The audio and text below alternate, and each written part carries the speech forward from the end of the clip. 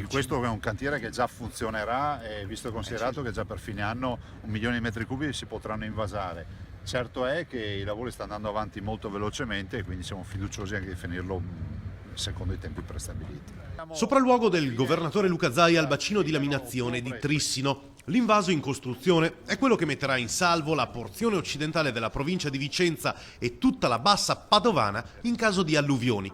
Qui, tra pochi mesi, in caso di piene, si riverseranno milioni di metri cubi d'acqua. I lavori sono stati consegnati il 22 aprile del 2015 e sono arrivati al 40% di avanzamento. Si tratta di una delle maggiori opere cantierate dalla Regione per la mitigazione del rischio idrogeologico nel territorio veneto, con un investimento di 23 milioni di euro. Ma noi abbiamo un bel po' di cantieri in apertura, penso a Pradegai, abbiamo nel nostro programma Muson dei Sassi, la Colomberetta a Monteforte d'Alpone, Caldogno che fra l'altro abbiamo già concluso e molte altre opere ancora. Una per tutte l'ampliamento di Montebello, che è l'ultima opera che si è fatta in Veneto, che è di 80 anni fa.